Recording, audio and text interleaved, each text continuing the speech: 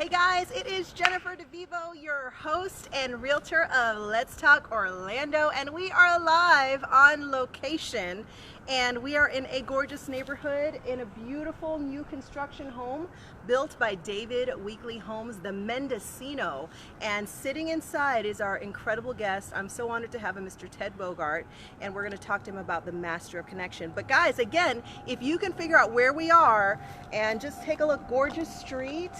And we've got existing homes. We have new construction sitting in a gorgeous street in Orlando. So if you can figure out what part of Orlando we are at, you're gonna get a free wine basket with some chocolate. So follow me inside as we go to this gorgeous home. I'm gonna give you a couple of hints. We're not too far from the airport. So we have an airplane coming out, and the area of town that we're located in is close to everything. High walkability scores, the most amazing restaurants, the most amazing venues, and you get to be in this gorgeous home. So I'm going to go ahead and open the door, and we're going to come on in. Look at this beautiful entryway. Come on inside. We got some background crew, and we got our amazing Mr. Ted Bogert. How you doing? Hi, how's it going? What's going on, guys? Happy, hi, baby. Oh my I God. know, he's been here for a bit. You but look I gotta beautiful. hug him every time I see him. You look absolutely beautiful, as always. Thank you. Well, you're the only man that I'm like, oh man, do you outdo me? Oh, never outdo you. Oh, How can I outdo beauty like that? Well, this man has charm and charisma for miles and miles, and we all know that that's what a lady really wants. I get it. You're so, kind. Ted. Yes. I have found out the first time that Mr. Ted Bogert is being interviewed. And I feel like That's Gail, correct. but you're not that other person. I'm not that person? You're not that That's person. good. I feel like Oprah. Let's just put it that way. I'll be Oprah. You could be Oprah. Exactly. I'll be Gail. That's you fine. can be Gail to my I like Oprah. Gail. That's right. So you guys, a lot of you know who Ted Bogert is. You got it. You did it. I did. It rhymes with yogurt. I remind the yogurt. So he told me a story. That's how I remember names.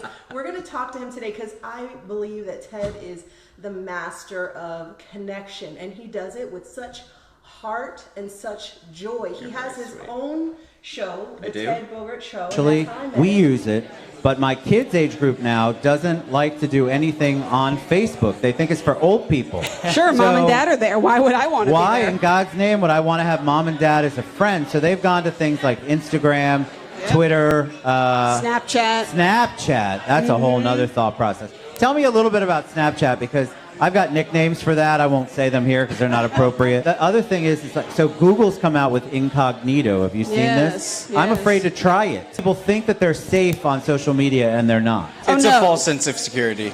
Everything's tracked. I believe it was last year there was a law that was passed that allowed your internet service provider to actually track everything you do online. So if somebody has a website and they've installed Facebook tracking on it, then Facebook can track you when you view that property. The internet service provider, though, can track everything you do from the moment that you log on. It's actually more powerful than Facebook.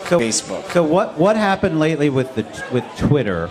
Because Twitter just sent out a big message that everybody and their brother, 300 million people, needed to change their password. And I don't know. And he's like, Jen, I want you to come on the show. And I was so honored. I'm like, oh my gosh, what did I do? And, he knows so many of my friends and so many of my coworkers in Orlando. And I just love how he does it time and time again. So I want him to share some of his secrets. But I didn't know a lot about you, Ted. A lot of people don't. It's funny. I've not been interviewed by anybody before. Yes. And I actually asked some of my agents and coworkers at the office some of the questions. No, did you really? Oh my God! If you ask Bobby D, I'm in trouble. That they would want to know. Some of them were a little inappropriate. Maybe we'll see. And some of them, were. Bring it on. I'll answer anything. But I kind of want to know. First thing that I do when I'm thinking about interviewing someone, I go to their LinkedIn. And I found yours was kind of short, but I did find out that you studied medicine or hospital. What was it here?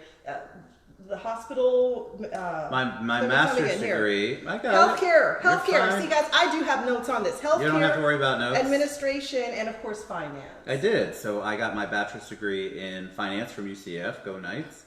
And my master's degree is in healthcare administration, which is basically consulting for healthcare. I worked in the healthcare field, working, believe it or not, in the alcohol, drug abuse, and mental health field, consulting for about 5 years. Well, I want to touch back on that, but I always like to ask this very question, because what did you want to be when Ted was 8 years old or 9 years old? What did you want to be when you grew up? Other than fabulous? Well, you're fabulous. You're fabulous. You're fabulous. Wait, cheers to your fabulosity. Cheers to you. Thank you again, by the way, before we go further. Thank you for having me on the show. Super excited.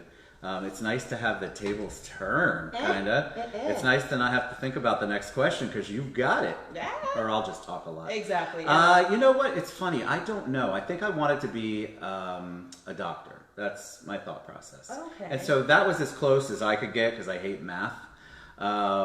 In the medical field was health services administration. And what was it when you were growing up that in your household, how did your mom and your dad influence you? Was there something that they influenced you that said, hey, I want to help people and be a doctor? How was it growing up for you?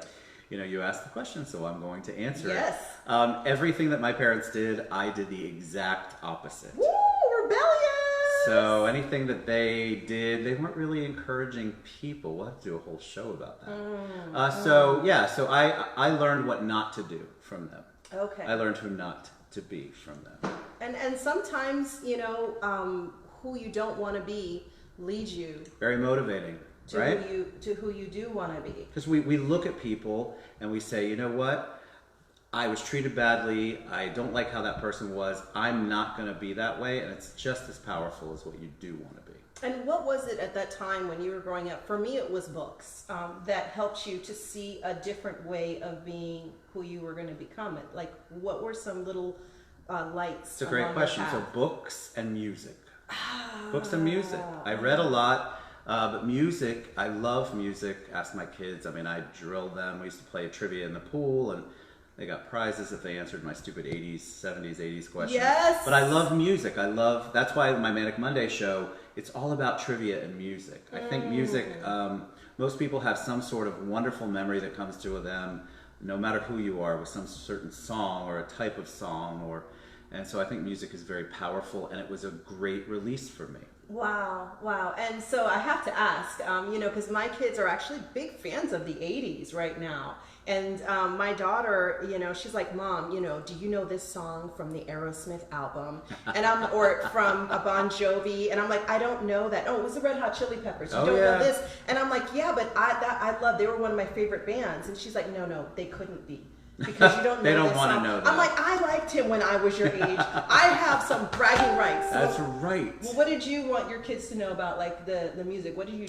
I just thought, you know, so my kids grew up all born in the 90s, so early 2000s to 2000s was kind of influential. That's when you started having like 90 different artists on every song. So what I wanted them to know is that not every song is rap. Not that I'm against rap, but there's so much. God bless you, George. There's so much. We ain't alone. There's so much that you can learn, I think, from the older music. It's not all elevator music, guys. There's a lot of words, there's a lot of good meaning, and so I wanted my kids to just have a broad idea instead of just what was popular then. And what were the songs, like, bam, what was the song that you go to when you were that age that just brought you out of your funk when you were surrounded in this, like, kind of negative environment? You know what's funny? I loved anything Barbra Streisand, John Denver, I'm dating myself, Barry Manilow. I like a troubadour. I like somebody who can actually sing. I like somebody who's got a voice, has the vocals, can carry a tune. And I grew up, I actually sing, believe it or not. I did not know that, because you know I sing. That's my professional hobby. So I sing it, I sang at my daughter's wedding. Okay. The Lord's Prayer. I can sing. And I love singing. I don't do it a lot, well, to myself, of course, like we all do in the shower or the car, but I do love singing. Did you ever sing as like a teenager in like a teen band? Or no, but I sang like at church. I did too. Yeah, see, I sang at church. Who sing at church. So what was your first, I always remember my first time singing at church. My dad played the accordion. And that's so cool, the accordion. The accordion, and so that's I always a lost remember art. It is, and I just him breathing into that, and I would get up on stage with him at 8, 9 years old, and we would do spiritual music And yeah, that's how I started. I know, it's beautiful. And you have a beautiful voice. Thank you. You really do. Like, you have a real beautiful voice. When did you hear me sing? I don't remember. I think I've seen your YouTube or Oh, something. okay. No. I do a little research occasionally. It's not canned, but real. So what did you do at church? What was your first? My very first solo was Silent Night. Oh, yes. So, that kind of music. I love Amazing Grace. I sang that live before, too. That kind of stuff, very good. I had somebody who, in my early years, got me out of the insanity I was dealing with and brought me to church. They used to come pick me up and then bring me. Oh, I've done that. I've done that for some of my son's friends. Powerful, because I'll never forget him. And I think that was so impactful. That's the mentors I talk about on the show a lot. Like, there's people that come into your life that really touch it. Well, that was a question that I had. Now you're talking about that as young Ted is growing up, and you're a teenager, and then you're getting into your early 20s. Who are some of the people that came into your life that you felt really changed your path, and what path might have you gone down if they hadn't come into your life? That's a fantastic. Look at you asking fantastic questions. So early on, I had a lot of teachers, right? I think we all have teachers. I had teachers that understood what was going on in the household, and they were very cognizant of it. But back in the day, nobody really got involved. You didn't talk about it. But, no, you didn't. But what they did is do what they could with the time they had. So I had a lot of teachers. As I got older, I had a lot of teachers. In college, I had Pete Fisher and Jimmy Farrell and Vic Colazzo. Vic's been on the show. Just really strong people who allowed me to be me, but also helped me get out of whatever that was. And I think it's so important. You have to be there for people. That's why I think mentorship is critical no matter what age. It is. And, I learned that later in life. I used to think more education, which is why I changed my major 7 times. Didn't we all? Which is, oh my gosh. But there is something about, it's almost like a discipleship where, Yes. you are like learning from someone who has been there, done that. And there's almost like a spiritual transfer of energy that Correct. they give to you that you cannot find in a book. I agree. And so what did they save you from? When they kind of stepped into your life, was there kind of like a darkness you were battling with, or an identity? No, so I grew up, I was an abused child. So as an abused child, you kind of figure out your survival techniques. Yeah. And so there were just people around me. I'm a man of faith, so I believe God put people in my path all along the way. And so each one had a different role. I feel like, it's time and season, although I keep in touch with everyone that's still alive. Facebook is amazing. Even my 3rd grade teacher, Miss Heater, I still call her that. I love my 3rd grade teacher. And she's a friend of mine on Facebook. I haven't talked to her, Miss Hofer, who came into my life, and she was actually the one teacher who paddled me. I'll tell you that. But I mean, it was necessary at that time. At your time? At my time, I was like 2 paddles, You were wild. I screamed so much that, they didn't even paddle me by the 3rd time. And so I had this thing that I just wanted to draw in color, because we're creative people.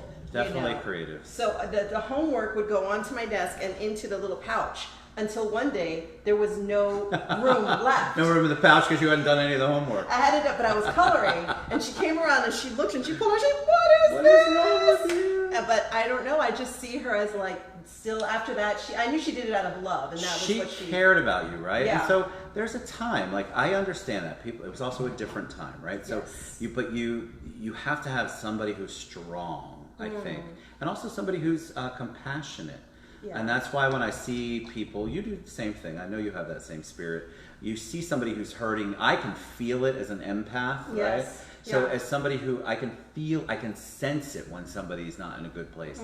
That's why social media, I'm not stalking you, but I can tell when something's going on. Like I can see it in somebody, whether they're posting or not. I did a post this morning about my struggle. So it's been a crazy couple of weeks, right? So we talk about on my show about vulnerability and authenticity. Yes, yeah. And so I shared that, and I had somebody come up to me at the club crying.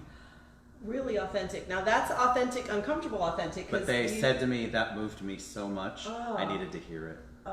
So I think that you impact people. You have to take risks, and you have to be willing to put yourself on the line. And the amount of people, the number of people that you're impacting, whether you know it or not, it's exponential. It's amazing. It is. And there are people who come back to you, and then they're like, man, Jen, you said that, and you pour into me, and then I pour into you. Correct. And I think, that's how it works. So, is there anyone that you're mentoring now? Do you You know, I take feel like anybody they're all under my your children. and how many children do you actually have? I actually have 3 children. You actually have 3 children. I do. And How then many do you have? I have 2. 2. I have 2, yes. Yeah, 3 children, all amazing. 2 graduated, 1 married, one's a nurse, oncology nurse. One is a social media manager for Omni Corporate. And then my son is finishing up at Gainesville. Well, there you go. There you go. One question I wanted to ask, and this is coming into the universe, is something that I've been very aware of. I think, you know, I did a workshop called the Miracle Morning. Which I loved. I wish I could have been there. We're going to do it again. For those of you who want to do the Miracle Morning, it's something that really has helped me in my life to really grab onto the day and shift my mindset. And I opened up a little bit about, you know, my background and some of the difficulties I had growing up.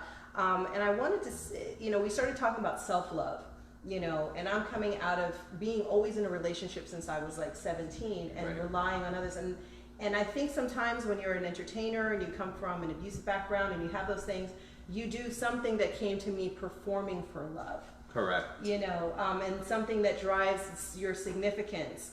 Have you gotten to that place, or what brought you to that place where when the lights are off and the glitter shoes are off and you're on your own? I don't wear them to bed? He wears his glitter shoes. You have to see, if you were on our IG, you would see his glitter shoes. We're going to have to take like a close-up of those glitter shoes. But when they're off and you're all alone, what is it, how do you show yourself self-love, or do you feel self-love? And if so, what brought you to that point? That's a great question. So I definitely am at that point. But what I want to talk about really fast, what I talked about today, is that just because I'm there and I'm evolved to that point, doesn't mean that I don't have moments where I don't feel that way. So I hate for people to beat themselves up because they try to go meditate and they can't focus. They try to go exercise and it's not doing it. They go to church and they're not feeling it. Yes. So that's okay, and I want people to stop beating themselves up about that. So I do, I have meditation and prayer. That's what I do in the morning. In the morning. Everything's about gratitude. Yes, so I wake up, is huge. and whether I am in a good mood or not in a good mood, I focus on the gratitude. And what do you do? Because I will wake up, and I did this in my Miracle Morning class. We did a gratitude technique, because we are big believers at our office that gratitude and self-hate and fear cannot exist in the same space. Absolutely. You can't have gratitude and be fearful and upset and things like that. It might just be a real quick second, but in the same space. So what is your gratitude? Are you laying in bed? Are you breathing? So yeah, so I do it all. I lay in bed. I don't do a gratitude journal, but I'm a big believer in that. Yes. I think that's a great way for people to express themselves. I meditate a little bit. I pray. I wake up immediately, and I'm always thankful that I actually woke up. I know that sounds simple, but sometimes when you're not feeling anything good, just the basics. I'm glad I'm alive. Yes. I'm glad I have a roof over my head. And it sounds so simple, but what it does, just what Jen said, it takes away, you can't have that fear and hatefulness and self-hatred in a world where you're thanking. So if you wake up and you're setting the tone for your whole day. Your whole day. I did a post a while back about how I'm praying, meditating. I'm me as a man of faith, talking to God all the time. Yes. So I feel like I'm always in that conversation. Doesn't mean that I don't go, okay, what the heck is going on? Yeah, sometimes God gets some sentences from me that maybe shouldn't arrive to heaven. No, but that's the thing. You want a personal relationship, whether it's the universe, God, nature, whatever it is that you have. I think it's so important to have that ultimate person that you're expressing and venting to, and that you can talk things through. And I think a lot of people get caught up, and it has to be a perfect prayer, it has to be perfect meditation, and there is no perfect anything, which what my post was about. Just a conversation, just like Jen and I have a conversation about anything. That's what you want to do with the world, the universe, God, whatever your thoughts. It's a lot like exercising. I always tell people, I'm never going to arrive at the perfect body in my mind. It doesn't exist. However, I do the practice of exercise. I go to the gym. I go and I do this machine or that machine, and it's very similar thinking about your mind and your body. I'm going to do this exercise of prayer, this exercise of meditation. And when you are consistent with it and you look at it when you don't always feel like it, because we don't always feel like going to the gym, you arrive at a place, and you have arrived at this place. But I want you to just speak a little quickly to our millennials. What was it like when you were in college and you were going to school, and what got you through? Like, what was that for you? Because I know for me, I was at UCF when it was still a community college. and it was a commuter school. It was nothing like the UCF How now. is that even? You are so much younger. Oh, class of '93. Oh, yeah. jeez. All right. That was high school. That was high school. Yeah, and I started in '93. I was gonna say. No. You have great genes. No. I think the great thing about going to college in the '80s, there was no social media. There's no pictures. There's no video of anything, and I think that puts a lot of pressure on our millennials, on our kids. Really, I can't even anybody. imagine. Like, I cannot imagine, being as I was. And I look back at myself and I'm like, girl, you looked good and all. But I just remember feeling so insecure. Correct. And like the world was coming at me because I didn't have good coping skills or good social skills at that time. Right. And everything was, just on me. But, imagine layering that in with the expectations of social media. Well, it's bad enough having or feeling like you have to compare yourself to people you're with all the time. Then you have to compare yourself to your 1,000 friends, quote unquote, that are on social media. And you see all these people posting this positive stuff, which I say all the time on the show. Oh my gosh. Listen, guys, it's not that positive. If you want to be positive, I get it, but their lives are not as good, and you have to stop comparing yourself to the pictures that people post. Yeah. I always wanted to do this art exhibition, right, where it was the Instagram picture with the filter, but then you see the bigger picture, and you see like the two people fighting in the background, the dirty laundry, the unpaid bills sitting over here. Correct. But then you go back in, and you're like, okay, but look at how great this little piece of my life is. Right. It's this little focal point. It's kind of like when people use filters on anything, right? So I want you to look good. I want us all to look good. And sometimes the lighting, like we've got pros behind us that know how to do lighting. Yeah. And I get you want to have a nicely lit, but if you look like you just had a tummy tuck and a facelift and you don't even look like yourself, you've basically erased everything. Yeah. I want to encourage you to stop that because that's not real. And then you're just setting yourself up for feeling disappointed. And it goes back to this self-love. So getting back to your college years, how did you cope? What was your mindset? I was super involved on campus. I'm a Sigma Chi from UCF. I was involved in President's Leadership Council, student government, peer advisement, pretty much anything I could get involved in. Yes. I was involved, and it was a different time back then. We only had 6 sororities and 8 fraternities back in the day, so it was a smaller group. But I got super involved. But that's where I met my wife. That's where I've met some of my long-term friends. That was going to be my next question. Yeah, we met in college. You met in college. Yeah, she's a Tried-Out. I'm a Sigma Chi. What was the moment? What's the moment? Well, so here's the crazy story she'll tell. We met once, and I don't remember. I was president of Sigma Chi, and she was a pledge of Tried-Out, and apparently somebody introduced us, and I forgot. So she's never forgotten that in 30 years. So sorry, babe. You were the cool kid. Were you the cool kid? You were already the cool kid, and were you dressing like this then? I was an interesting dresser back then too. I went to the Gap. The Gap used to have actual clothes with patterns on it instead of the boring stuff they have now. It's so boring now. But yeah, I think that I got involved. I immersed myself in it. I found a family for the first time, like a real family. And what did you feel like? What is a real family like? What makes the difference to of me, where? Love without any kind of physical ramifications. Okay. Love that is as unconditional as a human being can be. Yeah. Support. You want support. You want mentorship. You want common ground. You want to be able to be a jerk if you want to be a jerk, and that person not hate you forever. I mean, there's all this wonderful stuff. I grew up in an Italian family. Outside of my immediate cluster, had a very large extended Italian family. I loved that. Because they yelled and screamed at each other and nobody ever hurt each other, but it was all about love and pasta and wine, right? I can totally understand bread. that. And so bread, and bread, right? Gotta have the bread. Gotta Salvador have Dali. bread. That's why he did paintings and paintings of bread. I know. There was something I amazing love about bread. I love Dali. This is funny not asking the questions. You know how hard it's been not to ask you questions? Oh, well, that's another show. Actually, we have another show. We do. So it'll be food, and I'll have to be quiet. I love it. So I want to, really quick, what's our time, Jay? What's our time? 2:24.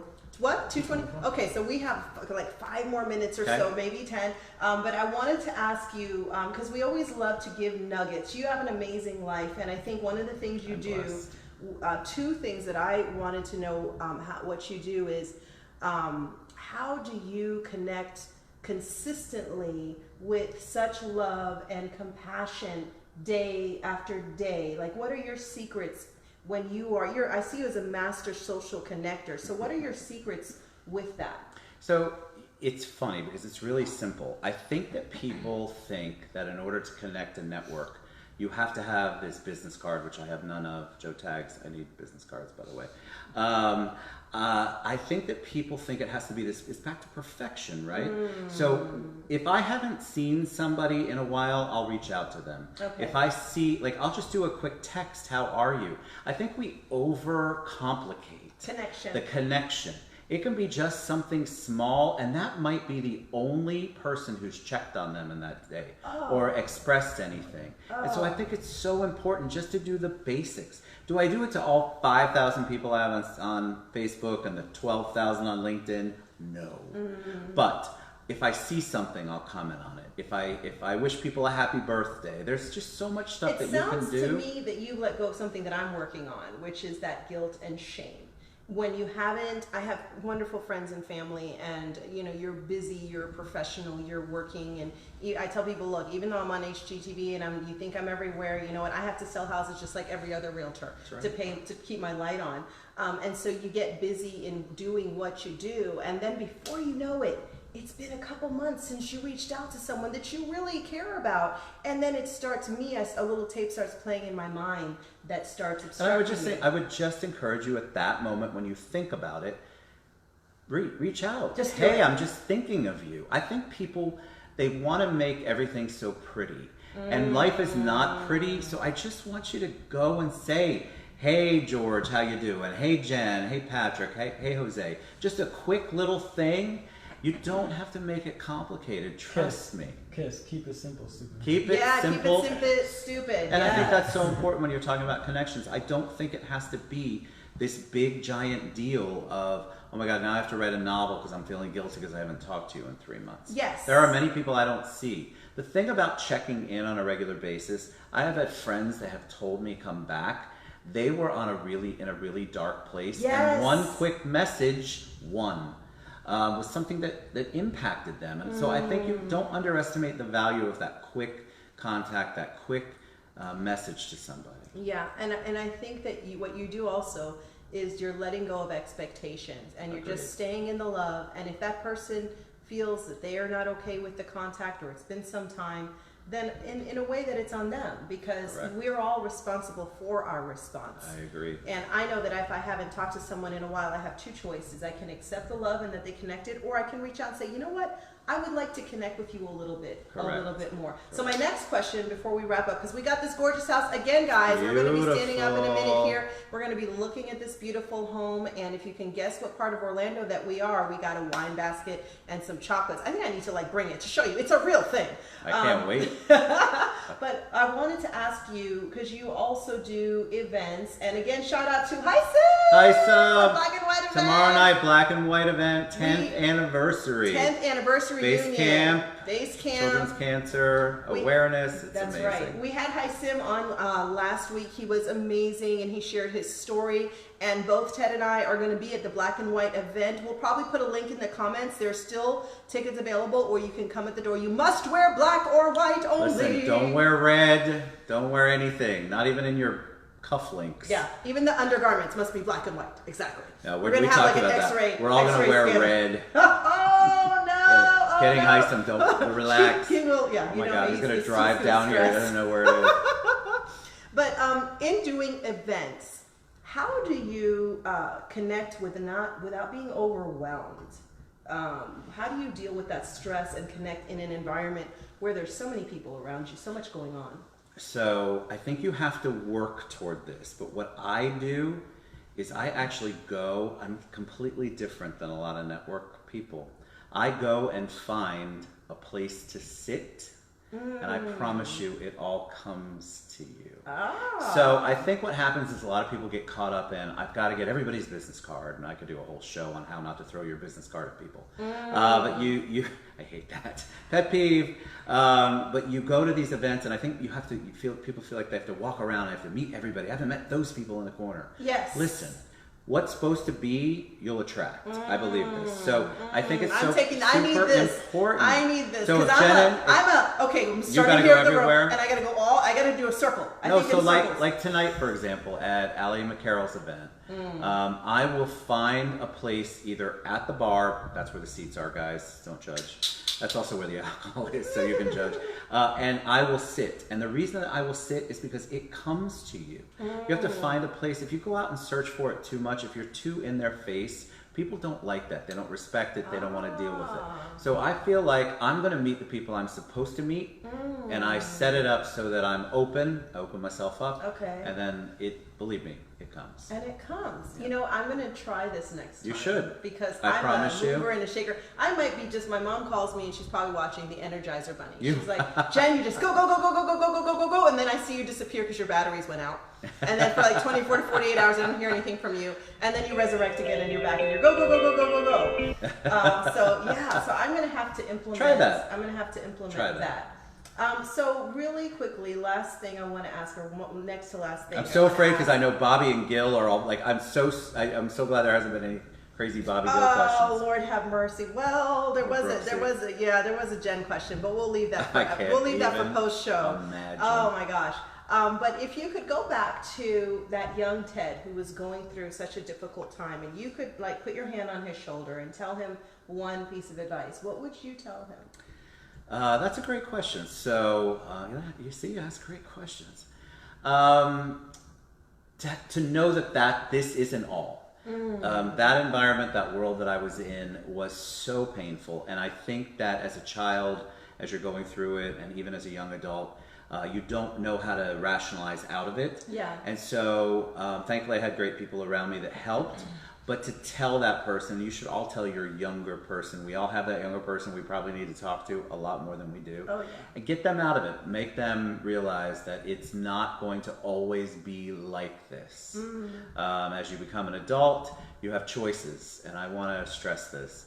If you want to live in that world, if you continue to the patterns that you grew up with and you just accept it and continue it, then shame on you. I think that if you have suffered through it, you have stuff that you need to change, then you should go out and make the change. Go out and make that change. Yeah, and I think, I've got teenagers and I've been there, done it. I will survive. That's why I have a couple That's why there's of martinis and stuff. stuff. Oh my gosh, and hair dye for us ladies. And I think what they do is every moment is so incredibly powerful or painful, and they're living in the extreme. And I think what you're saying is something that we can all tell ourselves is this too shall pass. Amen. And God has so much more than you can imagine. I agree. So, Ted, we're going to shift things around here, guys, and we're going to move to our moving part of the show. So I'm going to say goodbye to my people who are live. We love you guys. Mwah. We'll respond later. Thanks for tuning in. Thank you, guys. Super excited. We love you guys so much. And now we're going to do the tour. We're going to do the tour. Yes, we're going to do the tour, and we're going to go house hunter style. So guys, again, we are going to be looking at this gorgeous home. It is a 4-bedroom, 3.5 bath, 2,933 square foot home built by David Weekley Homes, the Mendicino. So we have our amazing guest, Ted Bogert. Am I coming with you? And you're coming with me. In fact, what I want to know is what you think of this house. It's starting out. We've been sitting here talking. So I love, I'm a big island fan. I love an island. I like that there's chairs up here. I like it's open. I've watched enough HGTV to know this is open concept. That's their little buzzword that they use. But I love it. Everything is here. And I love the lighting already. Yes, the lighting. The lighting's insane, right? So it's beautiful. You've got all the windows. You've got the sliding glass doors. And I love that kind of light. That's right, and a big thing that's been happening Judy said now. Is it in downtown? Oh, who said this? Judy Allen Militant. Judy, you win a wine bottle and you win some chocolates. So I don't know if she won last time. Judy came over to our House Hunters viewing party, and she won then. She's got the luck of the Irish, Judy. Woo! She is our first official winner. We are downtown Orlando, guys. Oh, I have to ask Judy. Judy, what gave it away? How did you know that we were downtown? I feel like, did I slip up? That was my biggest fear. Oh, I know. You know what? We did that last time when we were doing the penthouse, and then we said we were at the Waverly, and I was like, oh my gosh. You just talk about where you're at. There was no one on, luckily. I know. At that point in now time. People are on today. That's cool. Well, so one of the things that is really big are the white kitchens. And I've been having like a half and half. Like half my women are kind of like, you know, where when I was growing up, the white kitchen was a bad kitchen. But now we got this farmer style white kitchen. I like the farmer style. I love all of this. This is cool. You've got so much storage, so much stuff that you can do. I love that. Yeah, these are great. I love all of the drawers. I like the white. And what do you think about the subway tile? Because honestly, like, I'm not a fan. I mean, sorry, David Weekly Homes. Nick, thanks for letting us So I didn't know, this is where the dude of me comes in. I didn't know this was subway tile. That's okay. It's the glass version. Oh, okay. So that's what that is. Yeah, you know, like down in New York, if you ever been to New York back in the day, they David had... Weekly, size and trend downtown, Judy said.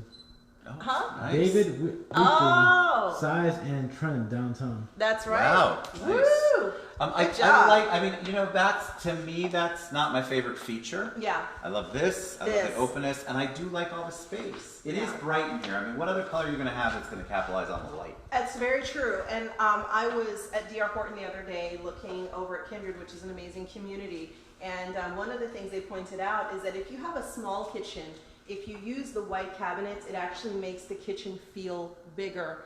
And obviously one of the things we love is how it reflects the light. And this island, oh my gosh. You know, what I love about it is it's not a square. You know what? I noticed that. I also like that. I like that they put bar chairs or whatever, stools in front. You can come down for breakfast. I like the whole setup, I have to tell you. So do you cook? Nope. That's part of the fun there. That's part of the fun. No cooking. No, cooking. Stacy is the cook in the house. I don't even know how to grill, Jen. Oh man, well we'll have to change that. So if you're cooking though, what do you think about the dining room area? Like, what's your dining room like in your house? Like, how do you guys... we have a formal dining room. My house was built in 1960, upgraded a long time ago, but we have a formal dining room to the left as we come in. It's not open. My house does not have the best. Well, you have a mid-century. lighting. You would call a mid-century house, and those were a little kind of lower, you know, ranch style. Yes, definitely ranch style. It was all upgraded right around the time Hurricane Charlie came through before we bought it. That's when I got my roof. Right? I ripped my roof off. But I like this. It's open. I do like this table. What's it called? Like butcher block, or it's got some kind of name. So this is like the big thing. Like the wood tables and the farmhouse tables. Yeah, farmhouse. Are coming in. And I saw one that I loved, and it was just like, it didn't even look square. It was like somebody brought these pieces of logs and just kind of shaved them. And, I like it. You know, and sat down. For me, I think I would just want maybe even a bigger table. Like when you guys get together, like how many of there are you when you're sitting down to eat? Oh God, not enough even for our dining room table. We just have to put the leaves in. You can't put a leaf in this, No, right? you can't put a leaf because yeah. these are logs. Oh, You'd have to get extra logs. I got you. So one thing you can't see, guys, and definitely Jay show them, is the amazing windows and the high ceilings here. We got the modern chandelier. And you know what I find, you know, Ted, is that my clients really love windows. But then when they get in the house, they cover them up. Why would you do that? That's fascinating. Why? I think, you know, one, the heat, because we're in Florida. That's one thing. True. But with the David Weekly Homes, if you guys can notice, they have like the screen inside, so you're not going to get. It's almost like having like sunglasses on your windows. Right. And then I think some people are concerned about. Oh, I gotcha. Is somebody looking at me? I gotcha. You know, but on the first floor in the kitchen and dining room, what difference does it make? Right. I love it. I think the lighting is awesome. I love two-story homes as well. Me too. Did you grow up in a two-story home at all? I did. But now I have a one-story. And as I'm getting older and ancient, I like the one-story. Well, you'll love this. You know, if you decide to have a two-story and you're retiring or you're getting older, you can have the master on the first floor. Nice. So when your guests come, they go upstairs. And it's you kind of have that like separation of church and state. So tell me what you think about the living room. Do you think it's big or small? Do you think it's balanced with the kitchen? I like it. I mean, again, it's the open concept. I like. Oh, Joseph did this. Very nice. What did he do? What did he do? Systematic. That's Joseph Sip. Okay, yes. So we got Systematic Home Staging. Yeah. We'll give them a shout out because Hi, they Joseph. did a good job. They We're very They do. He does an amazing job. I'll have to get his number. Staging is huge, guys. I always try to stage my listings. It can help you sell faster for a lot more money. Staging really works. Otherwise, honestly, we wouldn't even be showcasing this house if it wasn't staged. Yeah. No, I like this. I mean, I like the openness. If you had like a party, this is a great party house, and I'll tell you why. You could probably shift this, but you've got all of this area to have a great party. And you know, most people end up in the kitchen anyway. Oh, yeah, they do. So you've got this great kitchen, open kitchen area, and you can come and have fun and cocktails and make all sorts of fun stuff. Exactly. I'm always about the cocktails. I know, right? So you would line up all your cocktails, line it all up. Then you go to your dinner table, your meeting, and then you come out here and you kind of relax, and you relax. Well, let's go to the master bedroom. Okay, let's do it. And we're gonna come on over here. We got Patrick in the house. He's a Freedom Mortgage, and right now, if you need to get on, he will pre-approve you to buy this house right now. That is correct. So anybody who wants to talk to Patrick. So guys, this is great size. And look, they prepared it for you. If I had known that was here, it might have been opened. It's real line, y'all. They did a good job. His comments. I love it. He said it might have been open. Nobody called. Might be open. No, I like the size of the room. It's funny, for me it's hard because carpets are difficult for me. But remember, guys, when you come into a house, I'm looking that way. I'm looking at the light. You're good. When you come to a house, you don't get so caught up on some of the things that you can change. I tell people that all the time. So just because it doesn't have this or that, come on, if you love the house, you love the structure, you love the basic things about it, yes, you can make adjustments. You know, a room is a square. And if you go on Instagram, all the rooms, well, 80% of them are squares. Right. That you can decorate and do differently, you know. So this helps you give perspective. Yes. And one of the other things I tell people about staging, when their house is not staged, the rooms actually look smaller sometimes than they are. I agree with you. They do. You need it for dimension. Now, one thing I love, perspective too. Perspective, dimension. One thing I love is about the tray ceiling. So I didn't know that's what it was called, but I like it. I like it. The sound in here is good. Yes, yes. I mean, I don't know if that's what you want in your master bedroom. Well, you're downstairs. You're downstairs, oops. And you have all the people are upstairs, guys. Don't worry about it. Beautiful light and wonderful window. Like, I would love to wake up to this window because the sun. That's how, you know. Honestly, I know when I'm awake. When I open my curtain and I let the sun come in on me, and I welcome the world. Yes, I agree. And I'm loving this bathroom already, and I haven't seen it. Oh, let's go in. Let's do it. Well, I'll let you go. Oh, you're sweet. Look at this. Oh my God. See, this is a dream. Stacey and I share one sink right now. Dual sinks. Dual mirrors. Oh my God. And I love the walk-in shower. I'm going to finish, you guys. Look how big it is. Look, it's ginormous. It's so big. Look at it. Oh my God. It's beautiful too. Yes. And it has the coastal look, this gray right here. I love the floor too. Oh, look at the shoes. Oh, there's the shoes. And there's the glitter shoes. They look good against the gray tile. They're matching. They're matching. Beautiful. Oh my God, look at the closet. And you got like 10-foot doors, which make a big difference. Everything is really tall. Beautiful. And then I always tell ladies, you can take this wiring away. This is what normally comes with the builder. The builder's not going to give you your Right, that goes back to now. the thing. Listen, if there's something small like that, you can get a screwdriver and take it out and redo what you want to do. I mean, this is not, but I like that they have it set up so you can kind of visualize this the space that you have. I need to know that all my shoes and your shoes. Oh God. And everything. I'm not sure this closet's big enough, but we would try. How many pairs of shoes do you have? I don't know. I've never counted, but I know it's a lot. Do you have them like, you know, how do you organize your I shoes? do. I organize them. I've got everything organized in my closet. This is a married man who organizes his shoes, guys. I do. My He wife is a buys rare them, but it's specimen. my responsibility to organize. Oh, so she buys your shoes for you? She buys all my outfits. Oh my gosh. I don't dress myself. Oh, well, shout out to Mrs. Stacey, Bogert. you do a Shout great out job. to Stacey because we absolutely enjoy your imagination and what. And has there ever been an outfit that she brought to you and you were like, no? Oh no, so that's happened. Oh, And then that she has gets, happened. Oh no, then she gets mad, and then I wear it, and people love it, and then I have to admit that I'm wrong. Oh no. Well, guys, we're gonna go up the stairs here, and there's another room downstairs which could be a study, or it could be a guest bedroom. One thing I love about this, and this is the expensive thing, it's the wrought iron staircase. Yeah, it's beautiful. I like it. You know, there's the spindles, which is the wood, but when you put the wrought iron, what it does is it makes the staircase kind of look less heavy and like it's almost kind of floating a little bit. And yes, you can say to your hi guys. That's hello. also what I like, right? You can also make a grand entrance. You can make a grand entrance Prom. with your Prom. for Walking prom. around. Yes, this is great. I was for thinking pictures. just in general, Jose, but I like prom. That's You better. like, did you go? I Did any of your did. dog? You went to prom? I did. My kids all went to prom. Good stuff. Way past that age. So Your what kids would are you- that age. Oh, my kids are that age. Yeah, I'm doing quinceañera. That's the Oh, next thing. quinceañera is amazing. The food's Quinceañera. always- Teenagers can hang out on the roof.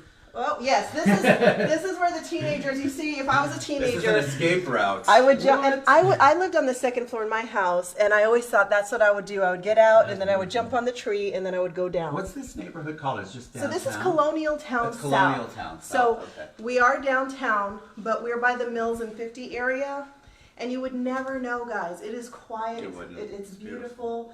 But Peaceful. you are like, you can walk to Lake Yola, you can walk to Mills 50, you can go take your bike and just, you know, go downtown, but you feel like you're in a family neighborhood. You do, very much so. It's beautiful. So this is kind of like that place where my kids could have a mess and they could be up here and they could, We used to have a playroom like this, like when the kids were younger. Yeah. They could put all their stuff in it, yes. and then we didn't care. And yeah, I don't care. As long as it is, my rule is as long as it doesn't come down the stairs. Don't want it down the stairs. And you have your bathroom over here. So this one's kind of cool too. It Ooh, still has the nice. white, which is really cool, and some more subway tile in here. So definitely, you know, beautiful. a lot of space, you know, for the kids. And this How is many 4 bedrooms bedrooms. upstairs? Oh, 4 4 bedrooms. Well, look at that. We thought about that at the same time. See? Oh, this is a great sized closet. I mean, for a kid. Mm-hmm. You go. You don't need a ton of room for the kids, guys. But there's some people that prefer to have bigger entertainment areas and then smaller rooms, and some Right. people who prefer to have bigger rooms and bigger and smaller entertainment areas. Right. I think you're the entertainment. Oh, yes. Oh, Oh, I need entertainment. all right. So we have one more room up here, and so just one thing about this neighborhood you can see is you see all of the other houses are more mid-century. Yes. What did you think when you drove up to the house? Like, how did it feel? So what's funny is I'm like, are we on the right street? Because it is mostly mid-century. And Okay. so I loved it. I said, that's the house. Ah, So so I you love knew. it. But here's the great thing. It still fits in with the neighborhood. Mm-hmm. Yeah, how It's just a- it did fit in. You know, what do you think that made it like not stick out? Because honestly, as I was coming down the road, I was like, for example, in College Park, there are some houses that are just taking up the whole lot, and Yeah. I don't feel like I they know those houses. fit there. I think that's the other thing I was gonna say. It fits. It's not. It's a new build, but it's not this giant build with a giant lot with a giant everything, and it stands out like a sore thumb. It looks like it fits in. Yeah, I think. I love the trees around this And I neighborhood. think that was another thing, and we'll head back down to the kitchen. And one of the things that I loved about what they did with this house is they left the trees. You know, they left the oak tree. I love that they left the trees. I think it's awesome. And I think that's I one do of the love this reasons lighting, why. Jen. Oh my God, it's so beautiful. You know, Stacy sees this house, Okay. and she sees how much you like it. Yeah. Would you ever move, or do you I see would. yourself moving? You know, believe it or not, I do. I love my house now. It's a beautiful home. I love my neighborhood. But I think so at some point. Oh, you know what? And we say this to all your friends who are all realtors. Right? That's true. That's true. All right, guys. So we're at the end of our tour. If there's anything that you could say about this house to someone, what would you say would be the thing that you really love? I think it's modern but comfortable. I love that it's got the lighting, and I don't know, you just feel good when you're in here. There's a lot of houses you go into where, especially new builds, it feels like a new build, if that makes sense. Yes. And this doesn't, it is a new build, but it doesn't feel that way, and so I really like it a lot. It I has think it's warmth done. and warmth good is the word I'm energy. looking for. That's Yeah. exactly right. Yeah, which is not always easy when you have the gray, but I think it's the way that the I windows. like the gray. I like it. I like this one. It's calming. All right, guys, so that wraps it up. I'm so thankful again. Thank Ted. you so much for having me on. It was wonderful. You're amazing. Today was great. Today was good. This has been the highlight of my day and probably of my week, except for tomorrow again. Tomorrow, hi Sun, black and white. We're gonna be at the black and 5:30, white. Rosen Center. That's right. And if you want to know more about this house, guys, there's going to be some notes in the comments. We would love to show it to you. We would love to help you out with this home. Thank you guys so much for watching. And don't forget to tune in next Thursday to Let's Talk Orlando. Bye. Bye. Thank you guys. Bye. Bye-bye. Have a great week.